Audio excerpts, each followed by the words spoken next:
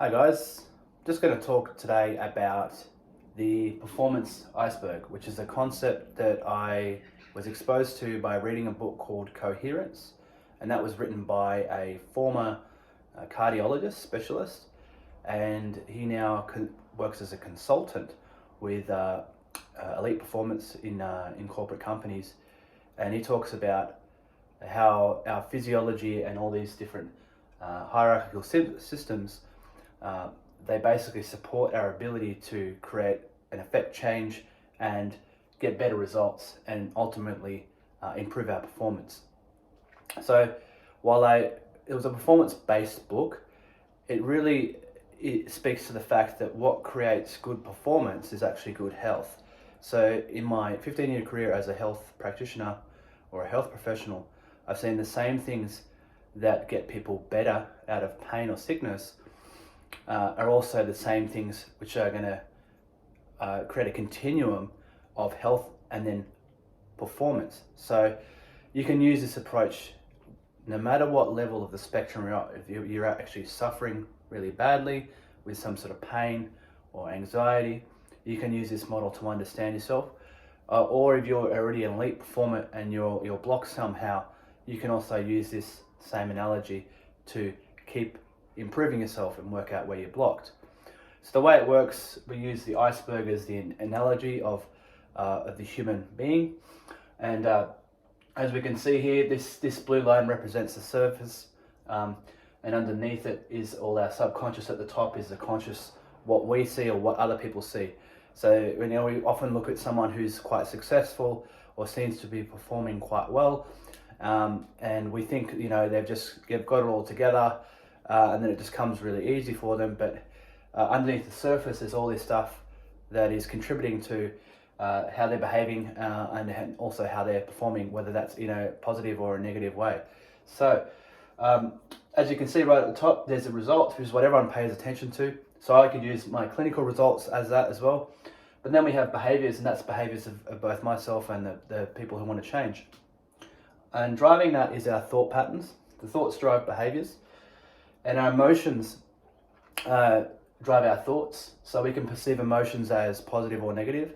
If we perceive them as positive, we'll often think our way to get them, so we'll crave them, which also leads to suffering. And then if they're perceived as negative, we'll also try to avoid them. But those emotions are sort of mental constructs that come from a physiological feeling, which is usually projected into the insular lobe of the brain, which holds the interoceptive map of the physiological signals coming from the human body. So we have interoceptive input and we have exteroreceptive input. So interoceptive input is the stimuli coming from within. Exteroreceptive input is the stimuli coming from without. So that's through our sensory system, through our skin senses, eyes, ears, nose. But then the interoceptive system constitutes about 80% of that, and that's actually coming from the monitoring of our physiological status, so breath rate, heart rate, acid-alkaline balance, what's happening in the organs, etc. So all that sort of monitoring of homeostasis is really what the physiological state is about. Now, if we've got dysfunctions at that level there, that is also going to drive our feelings, which is going to drive our emotions, which is going to drive our thoughts. So often we can create a whole personality of what we think we are or who we think we are based off physiological signals, which can often lead to frustration when we're trying to change things at this level here, which is often where a lot of people try to change behaviors, but not working out what is the cause of why that behavior is there in the first place. We don't do anything by accident. We behave in ways to usually avoid what we perceive as a negative and crave what we perceive as positive. Okay, and that's because it's a physiological protective response completely built into the system. So when we're talking about physiology here, what are we really talking about? We're really talking about the balance between the autonomic nervous system, which is your parasympathetic, so we'll designate as PNS, parasympathetic nervous system, the rest and digest, and the sympathetic nervous system. So both equally important. We need them both. But what often happens in modern society is we will drive to either one or the other, which leads us to being more out of balance. We would say classically maybe 80% of people, especially considering what's happening in the world right now, are operating in this sympathetic state, which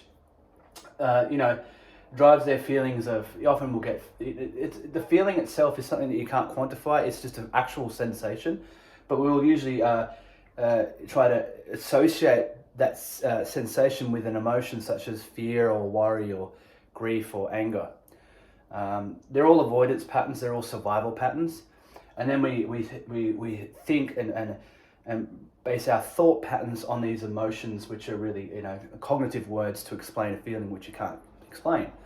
So before trying to change your behaviors and your thought patterns, why don't you have a look at your physiological state? So if you're someone who suffers from anxiety, which seems to be nearly everyone in this, especially what's happening in the world right now, one of the quickest ways to assess your physiological state is to do what's called a BOLT test, which is the blood oxygen level test, which is used to assess basically your carbon dioxide threshold and the quality of your breathing, essentially.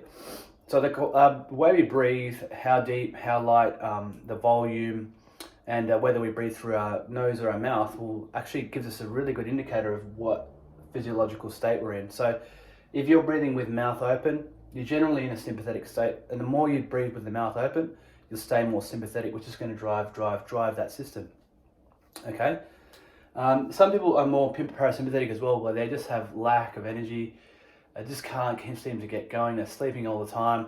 That's a parasympathetic dominant state. So, but generally, most people are stuck in this sympathetic state. But either can be affected by both assessing and then just doing simple breathing drills to balance, because the whole human experience is about balance. Okay, we need to have a good balance point and be able to sway in either direction when we need to, but not be stuck in one or the other all the time. That means you're out of balance. Okay, so very simple how to do the BOLT test is you just take a normal breath in and a normal breath out. You plug your nose, you hold the breath until you feel that first physiological response to breathe, which is usually through the throat, or you may feel it in the diaphragm, and you let go. You give yourself 1 point for each second, so if you can only hold it for 8 seconds, you have a BOLT score of 8. 15 seconds, you have a BOLT score of 15. 40 seconds, you have a BOLT score of 40. Now, ideally, we want 40 seconds and above, but for most people who are stuck in sympathetic land, they get somewhere between 20 and 5, okay? Which is not that great. So now, there's no need to panic about it when you get a low score, but what it should actually do is empower you with the knowledge that you've assessed your physiological state, and you might be all freaking out up here about, you're feeling anxious, worried, stuck in the fear response. But then if you get a low BOLT score, then you're like, okay, that's great. I now have information which is telling me that my physiological state is driven towards more this sympathetic response. So now the ball's in your court to change that. And a really, really simple way of doing that is to exhale longer than you inhale. Another one is to place your tongue to the roof of the mouth and try to do nasal breathing all the time.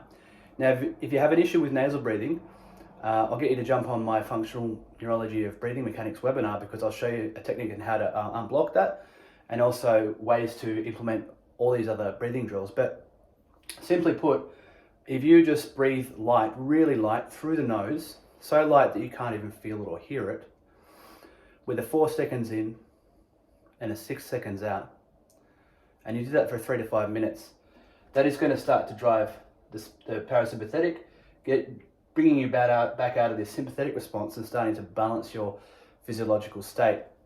Now, after 3 to 5 minutes of that, and you want to do this all the time if you're predominantly anxious, over time, you will see that you'll start to default more to a balanced physiological state, and you can, you can be in the sympathetic state when you need to, but only when you need to, and you're able to turn it off and stay parasympathetic, which should be really primarily parasympathetic most of the time. So let me know how you go, guys, but utilizing this concept, it can be quite powerful. But the deepest layer is your physiology, your neurophysiology, your psychophysiology. That's always the one that holds the keys.